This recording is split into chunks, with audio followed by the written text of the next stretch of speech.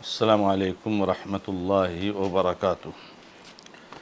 الحمد للہ رب العالمین، واشہد ان لا الہ الا اللہ وحدہ لا شریک لہ، واشہد ان محمدا عبدہ ورسولہ صلی اللہ تعالی علیہ وآلہ وسلم۔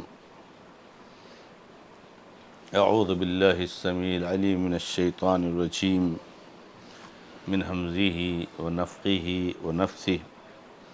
بسم اللہ الرحمن الرحیم۔ ان اللہ اصطفى آدم ونوحا وآل ابراہیم وآل عمران علی العالمین۔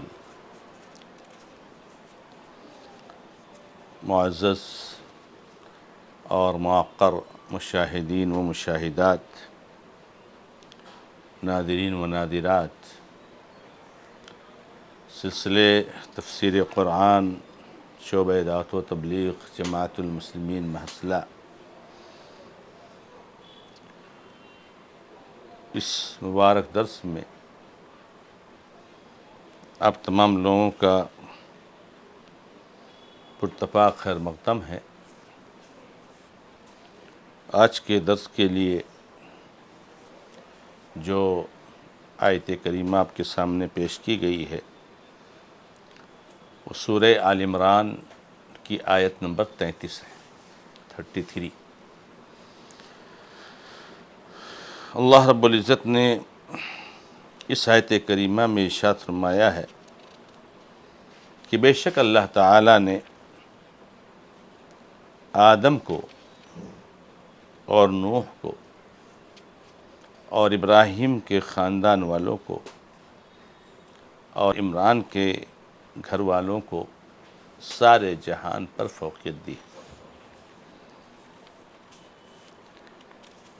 اس کے بعد والی آیت میں اللہ تعالیٰ فرماتے ہیں ذریۃ بعضھا من بعض، یہ آپس میں ایک دوسرے کی نسل سے ہیں اور اللہ تعالیٰ سننے والے جاننے والے ہیں۔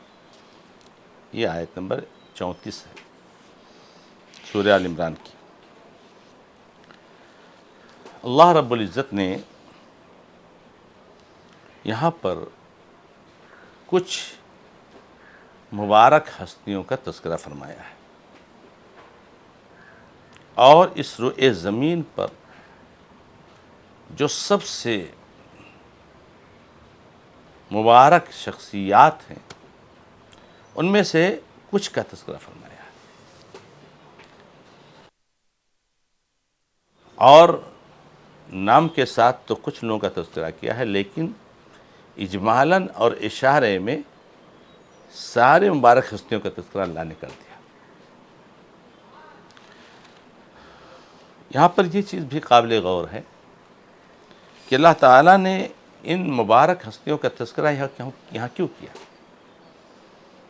کون سی مناسبت ہے اور کیا تعلق ہے یہاں پر رب العالمین کا ان مبارک ہستیوں کے ذکر کرنے کا۔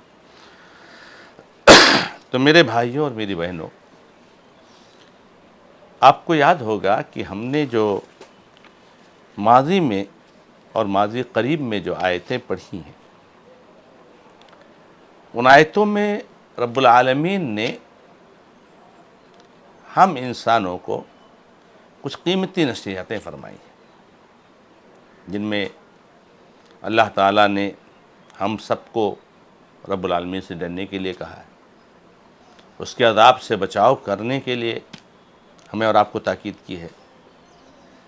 ایسے ہی ہمیں اس چیز کا احساس دلایا ہے کہ دیکھو، چاہے کوئی بات چھپاؤ چاہے ظاہر کرو، اللہ جاننے والا ہے۔ ایسے ہی اس بات کے لیے ہمیں ہوشیار کر دیا ہے کہ اس دن کو یاد کیا کرو جس دن ہر نفس جو کچھ اس نے کیا ہے سب حاضر پائے گی، سب موجود ہوگا۔ کیا حال ہوگا اس وقت؟ اس وقت تمہارا تو حال یہ ہوگا کہ برائیوں سے دامن جھاڑنا چاہو گے لیکن بچ نہیں پاؤ گے۔ سوچو کاش کہ یہ برائیاں مجھ سے بہت دور ہو جاتی۔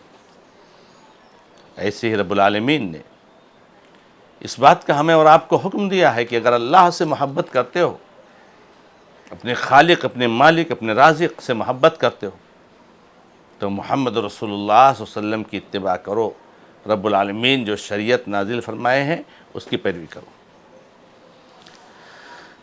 تو یہ جو رب العالمین نے توجیہات پیش کی ہیں اور ہمیں تاکید کیا ہے، نہیں گویا کہ ان سب کا خلاصہ یہ ہے کہ ایک انسان کو اپنی زندگی کو اللہ کی مرضی میں گزارنا چاہیے، اللہ سے ڈر کر، اللہ کا خوف دل میں رکھ کر کے رب العالمین نے جو کہا ہے وہ کریں، اور رب العالمین نے جس سے منع کیا ہے اس سے بچیں۔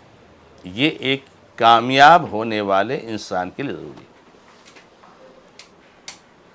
یہ تاکید جو اللہ نے فرمائی، تو یہاں پر کبھی شیطان جو ہمارا کھلم کھلا دشمن ہے اور ہمیشہ کوئی بھی لمحہ وہ ضائع نہیں کرتا ہے، انسانوں کو رب العالمین کی عبادت سے ہٹانے کی پوری کوشش کرتا ہے، چاہے شہوات کے ذریعے، چاہے شبہات کے ذریعے، شکوک کے ذریعے، ڈاؤٹس کے ذریعے، غلط فہمیوں کے ذریعے، وہ کسی نہ کسی طریقے سے اس نے اللہ رب العزت کے سامنے کہہ دیا تھا کہ میں تیرے بندوں کو ان کے آگے سے، ان کے پیچھے سے، ان کے اوپر سے، ان کے نیچے سے میں پیدا لاؤں گا، میں سوار ہو کر آؤں گا، لیکن میں گمراہ ضرور چھوڑوں گا نہیں۔ تو کہ ایسا نہ ہو کہ شیطان وسوسہ ڈالے ہمارے دلوں میں کہ بھائی یہ تو بہت مشکل کام ہے، ہم اللہ تعالیٰ کی اطاعت کریں اور اس کی مرضی کے مطابق زندگی گزاریں، تو یہ تو ممکن نہیں ہے، تو بہت مشکل ہے۔ اللہ رب العزت نعوذ باللہ ہمارے پر ظلم کر رہا ہے، جو ہم کو یہ حکم دے رہا ہے کہ جیسا میں کہوں ایسا رہو۔ تو یہ شبہ ذہن میں پیدا ہو سکتا ہے، ڈاؤٹ میں ہمارے ذہن میں آ سکتا ہے، اس لیے رب العالمین نے اس ڈاؤٹس کو کلیئر کرنے کے لیے، چونکہ اس ڈاؤٹس کی بنیاد پر انسان اپنی آخرت کو خراب کر لیتا ہے، اپنی عاقبت کو تباہ کر لیتا ہے، تو اللہ تعالیٰ نے ہمیں اور آپ کو یہ بتایا ہے کہ بھائی یہ جو ہم آپ کو حکم دے رہے ہیں یہ کوئی نئی چیز نہیں ہے، اس سے پہلے بہت سارے لوگ اس پر چلے، بہت سارے لوگوں نے اللہ کی عبادت کی زندگی گزاری، تقوی کی زندگی گزاری، رب العالمین جیسا چاہتا ہے ویسا انہوں نے کیا ہے، کر کے دکھایا ہے، تو کوئی بڑی بات نہیں۔ تو جب یہ شیطان کا وسوسہ آئے گا تو ہمارے سامنے مثال ہوگی، ہمارے سامنے مثال ہوگی کہ بھائی دیکھیے ان شخصیات نے، مبارک ہستیوں نے اپنی پوری زندگی کو رب العالمین کے لیے قربان کر دی۔ وہاں شیطان کا مکالمہ ہو جائے گا اور انسان راہ حق پر ڈٹ جائے گا۔ آپ کو معلوم ہے کہ اللہ کے نبی محمد رسول اللہ صلی اللہ علیہ وسلم پر جو اعتراضات کیے گئے تھے، اس میں ایک اعتراض یہ بھی تھا کہ بھائی اللہ کو رسول ہی بھیجنا تھا، نبی بھیجا تھا، تو کیا انسانی ملا تھا، فرشتہ کیوں نہیں بھیج دیا؟ تو اللہ تعالیٰ نے مختلف زاویوں سے اس کو ختم کیا ہے، اس غلط فہمی کو۔ اس میں سے ایک یہ بھی ہے کہ اگر ہم فرشتہ بھیج دیتے تو تم کو تو بڑی آسانی سے کہنے کے لیے بہانہ مل جاتا کہ بھائی یہ فرشتہ ہے نا، نماز پڑھتا ہے، روزہ رکھتا ہے، تقویٰ رکھتا ہے، ارے ہم انسان ہیں، فرشتہ تھوڑی ہیں، ہم انسان ہیں، تو ہم کیسے کر پائیں گے؟ وہ فرشتہ کر سکتا ہے، لیکن جب نبی اور رسول انسانوں میں سے ہیں تو ہمارے لیے کوئی گنجائش ہی نہیں رہتی ہے۔ بھائی آپ جیسے انسان ہو ویسے وہ بھی انسان ہے۔ دیکھو انہوں نے اپنی زندگی اللہ رب العزت کی مرضی میں کیسے گزار دیا، آپ کیوں نہیں گزار سکتے؟ بھائی بالکل آپ اور وہ ایک دم انسان ہونے برابر ہیں، انسانیت کے حساب سے ایک نبی ایک انسان میں کوئی فرق نہیں ہوتا ہے۔ تو وہ اگر اطاعت کی زندگی، عبادت کی زندگی، تقویٰ کی زندگی گزار سکتے ہیں، تو سوال یہ ہے کہ آپ کیوں نہیں گزار سکتے؟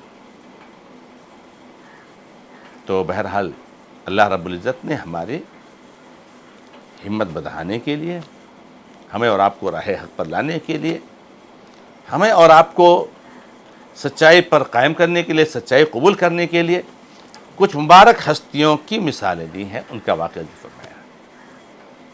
اور یہ بڑا اہم ہوتا ہے کسی شخص کے لیے جب اس کے سامنے کچھ ایسے واقعات آ جائیں جو اس کے سچویشن کے موافق، تو اس کو بڑی آسانی ہوتی ہے اس واقعے میں اقدام کرنے کے تعلق سے۔ یہ بہت بڑی چیز ہے۔ اسی لیے آپ دیکھیں قرآن کریم میں رب العالمین نے 1/3 واقعات کا تذکرہ کیا ہے۔ یعنی قرآن کے اگر 3 حصے کر لیے جائیں، مان لو 30 پارہ قرآن میں ہے، اگر 10 پارہ دیکھا جائے 10 پارہ واقعات پر مشتمل ہے، 10 پارہ عقائد پر، توحید پر، 10 پارہ احکامات پر، اوامر پر، محظورات پر، اور 10 پارہ واقعات اور قصوں پر۔ جو نیک لوگ تھے، اللہ نے ان کو کیسے بچایا، اللہ نے کیسے حفاظت کی، ان کے لیے جو ہے کیا نام ہے کس طریقے سے اللہ رب العزت نے راستے نکالے، جو برے لوگ تھے ان کا انجام کیا ہوا، یہ سب واقعات رب العالمین نے بیان فرمائے۔ اسی لیے تو اللہ تعالیٰ نے اسی لیے یہاں پر تذکرہ کیا ہے۔ اللہ تعالیٰ نے یہاں پر 2 شخصیتوں کا تذکرہ کیا ہے اور 2 خاندان کا تذکرہ کیا ہے۔ ایک تو آدم علیہ السلام کا ذکر کیا ہے، اور ایک نوح علیہ السلام کا ذکر کیا ہے، اور ایک ابراہیم کے خاندان کا تذکرہ کیا ہے، اور عمران کے خاندان کا تذکرہ کیا ہے۔ تو آئیے تھوڑا سا مختصر نظر ڈالتے ہیں کہ یہ شخصیات جن کا تذکرہ یہاں پر کیا گیا ہے یہ کون شخصیت ہے۔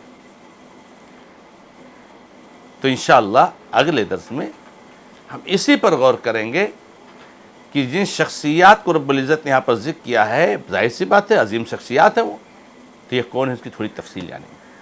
اللہ رب العزت سے دعا ہے کہ رب العالمین ہمیں اور آپ کو سب کو قرآن کریم کی تعلیمات سے فائدہ اٹھانے کی توفیق عطا فرمائے۔ ھذا ما عندی واللہ تعالی اعلم، الحمد للہ رب العالمین، وصلی اللہ علی محمد وسلم تسلیما کثیرا، والسلام علیکم ورحمۃ اللہ وبرکاتہ۔